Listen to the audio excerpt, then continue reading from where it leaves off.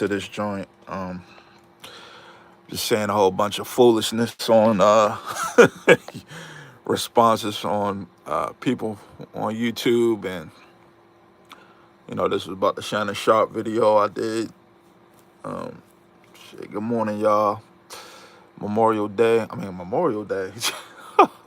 Labor Day. My bad. But I just had to kind of bury the hatchet with these guys that's coming on my comments and all this. Like, bro, I'm not even gonna respond to people that are casuals. Like, I really don't got the time to do that because I I present facts, right? None of these videos that I do, as far as my perspective about basketball, is me bashing LeBron. I try to go off of facts.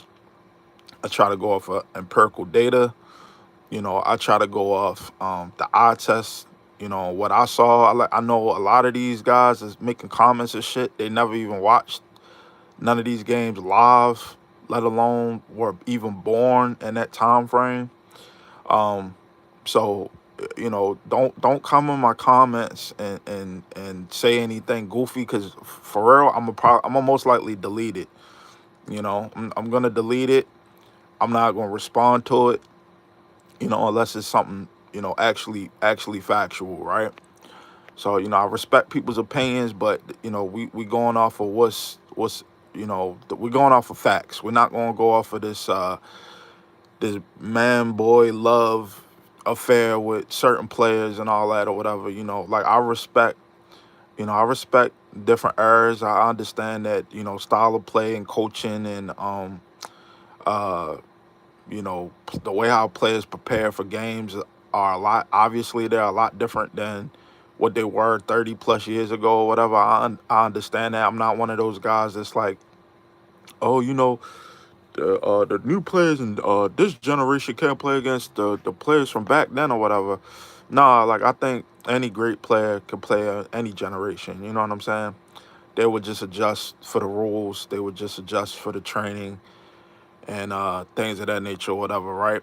But what I'm not gonna tolerate on my channel is guys coming on here talking crazy, saying all this crazy stuff. Not gonna tolerate that shit. Just not gonna do it.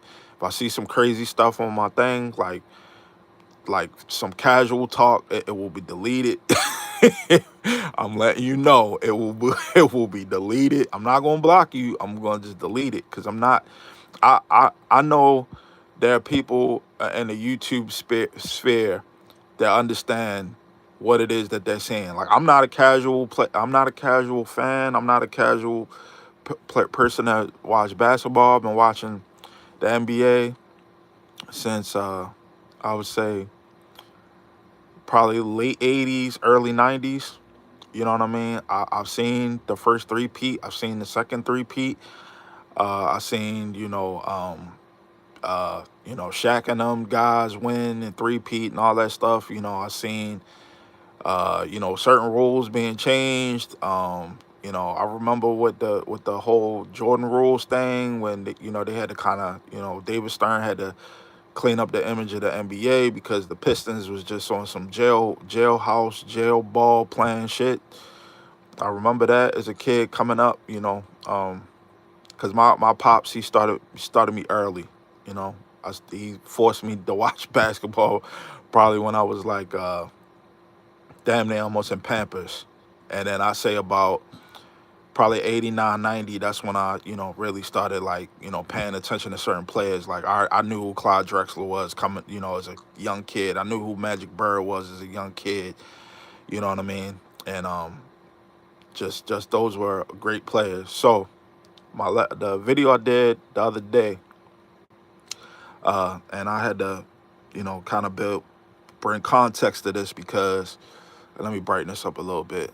It might be a little bit of a glare, but I had to bring context to this because I had some casual in the comments talking about uh, their Lakers team wasn't Showtime Lakers. I never said that Lakers team was a Showtime Lakers. I said that Lakers team was good and they were a championship contender, and I left that at that.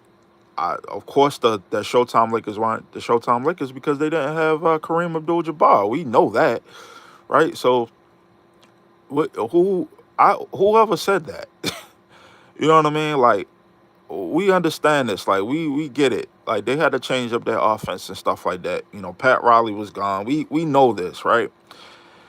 So let's. The dude said in the comments, he said that he's what he say? Yo said that the West wasn't stacked. Okay, all right. These are the 6 MVP candidates for that '91 season, right? We got Michael Jordan, we got Magic Johnson, we got David Robinson, we got Charles Barkley before he went over to the Suns. We got Karl Malone, and we got Clyde Drexler. 4 out of the 6 MVP candidates played in the West. This dude in the comments said that the West wasn't stacked. Like, the West wasn't top to bottom, the West wasn't good. Okay. All right. Which is bullshit because we got all these guys are Hall of Famers, right? Four out of the 6 played in the West. So what are you talking about that the West wasn't stacked? Like, like, like the Lakers wasn't a well coached team. You know what I'm saying? And this further proves my point. It's like, yo, the Lakers were good, yo. Like, they played against top tier competition that year, yo. It wasn't like it was just a weak, watered down season. You know, none of that. Oh, the players were hurt. Brian Scott was hurt. This player was hurt. You know, the Lakers could have won. Blah blah blah. Yo, in the grand scheme of things, yo, the Chicago Bulls had the. If I'm not, let's look at this, yo. I think the Bulls had the best. They had the #1 overall. Uh, Hold on, real quick. That's overall. Hold on. Let me see. Um, the Bulls had the #1 wins in the NBA, right? So while I'm doing this or whatever, I'm gonna pull up some stuff, whatever, right? The Bulls had probably like the top defense in the NBA, if I'm not mistaken. Could be wrong, but we're sitting in front of the computer, so we can go ahead and we can look up some of this stuff real quick. So give me 1 second. So best defensive team,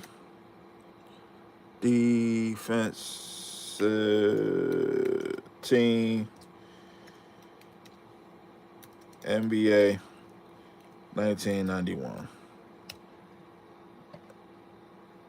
All right. Okay.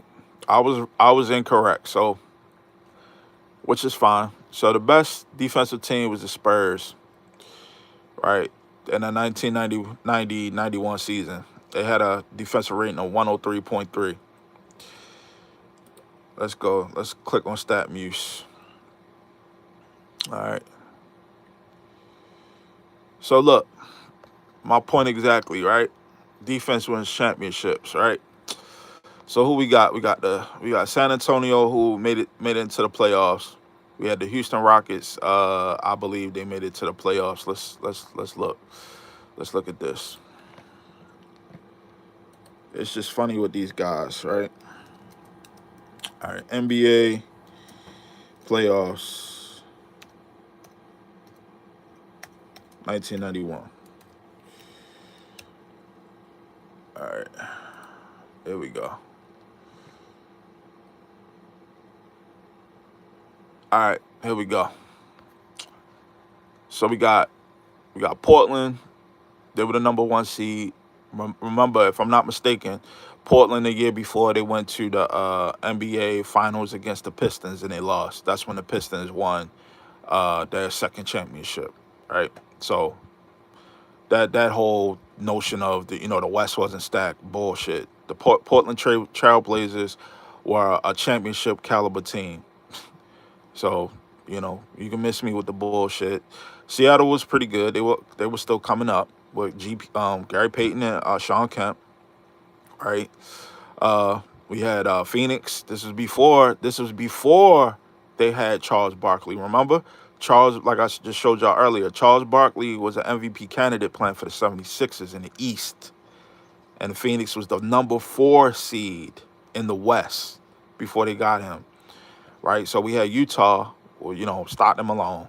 Lakers, number 3 seed, but they were beat up, they were hurt, they were this, they were that, all this and all that. Yo, the Lakers were still a good team.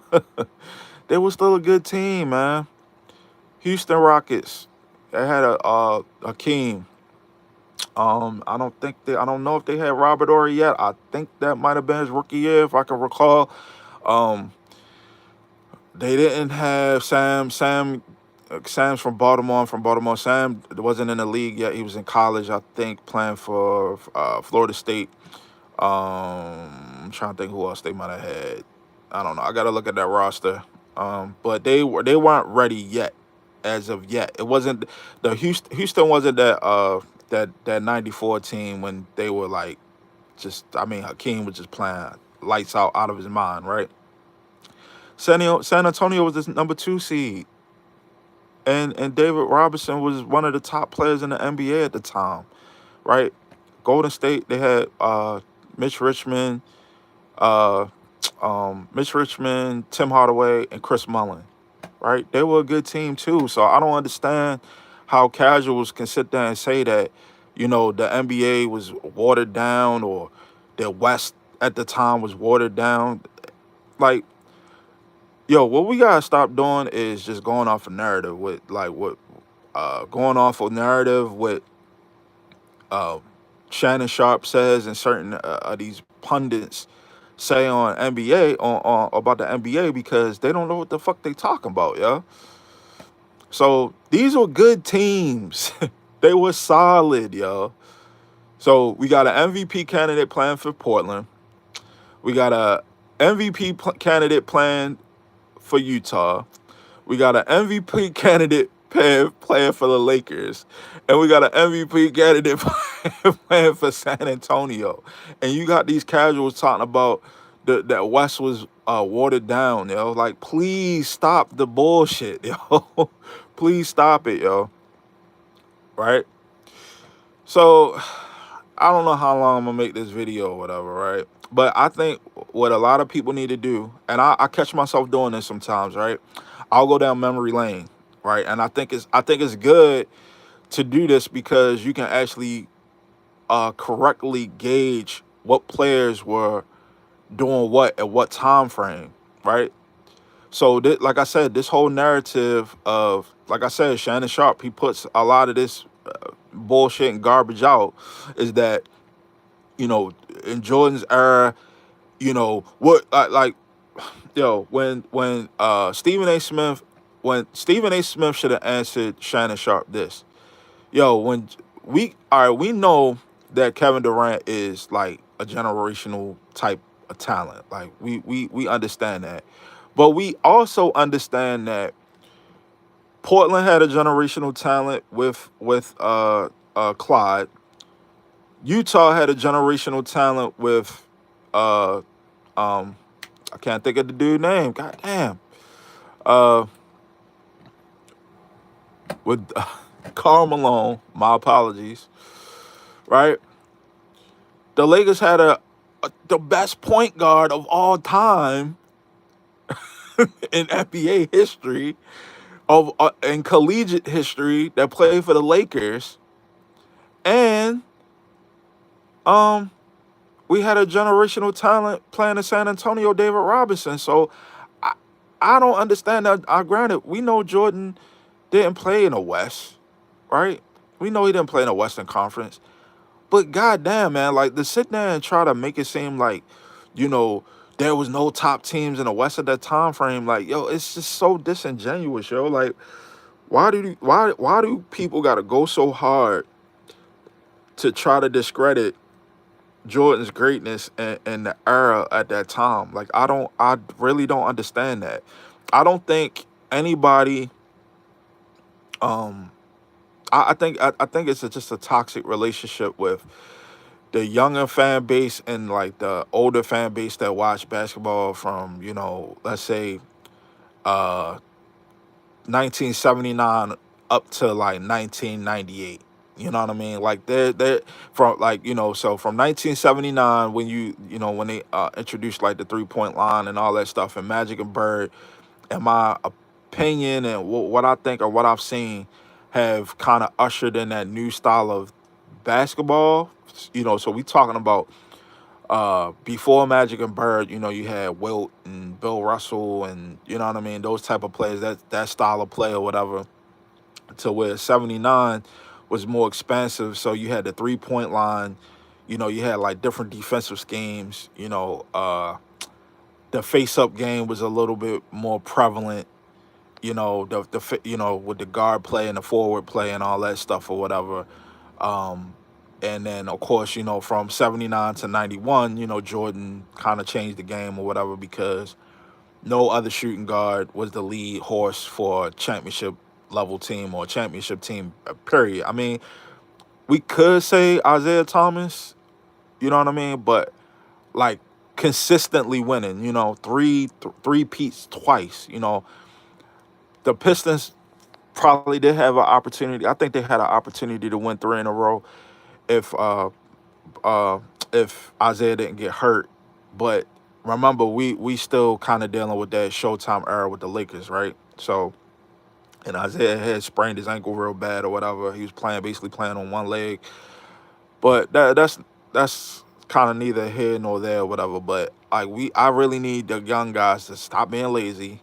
You got YouTube, you got stats, you got stats that'll tell you what teams were the best defensive teams. So, like I said, we had San Antonio, top defensive team in the NBA, Houston. And all right, so playoffs, playoffs, playoffs, playoffs, playoffs, playoffs, playoffs, playoffs. The Clippers didn't make the playoffs. I think Boston, they might have made the playoffs. Let's see. Yeah, Boston made the playoffs. I think Boston missed the playoffs in '93, if I'm not mistaken. I think that's when like Bird was about to retire and all that. But yeah, yo, we gotta stop being lazy, yo. Like the information is there, yo. I'm not gonna, like I said, man, respectfully in these videos, man, I'm not gonna, going back and forth with the casuals. I'm not gonna do that shit. You know what I mean? Like I said, out of the 6 MVP candidates, 4 of them played in the West. The West was stacked. And I'm surprised a lot of the media pundits don't even really talk about this. Like I'll go on YouTube and hear it more from like the YouTube guys more than anybody else. You know what I mean? But as far as like how certain different eras and covering certain eras and stuff like that or whatever. But you know that's it for this video, man. I'm not gonna make this joint too long. I think I kind of made my point. You know, um, the Lakers weren't old. So the point of the video, Magic wasn't old. Magic was still playing at a high level. Um, the West, the West was stacked. It wasn't top down. The West was not good. That's a farce. That's a lie. Um, and that era, I guess defensively, I think was rugged and rigid. But I think the era where it really kind of went up a notch was that 2000s era. Was just like it was just really defensive heavy. But I'm done. I'm done with this video. I'm gonna get up out this joint. So that's what I got for this. Um, if you want to know more about the history, you gotta kind of just study it, and you just gotta watch the videos. Like the videos are out there. Like a team that was really good back in the day, for real, that you don't never really hear anybody talk about, was the Cleveland Cavaliers with Mark Price and Brad Daugherty. You don't never hear people talk about that team. That team was fucking good, man. Like Brad Daugherty was probably like He was probably like Tim Duncan before there was a Tim Duncan. You know what I'm saying? But he wound up retiring early because he was just like banged up and all that or whatever. But Mark Price was real good. He was a really good point guard, man. That team was good. But you'll never hear Shannon Sharp and them. They won't talk about none of that stuff. They'll just talk about how Jordan played in, he had it easy and this and that. Man, Jordan didn't have it easy, yo. Jordan didn't have it easy. You know what I mean? So, but yeah, I'm gonna get up out this joint, man. Peace.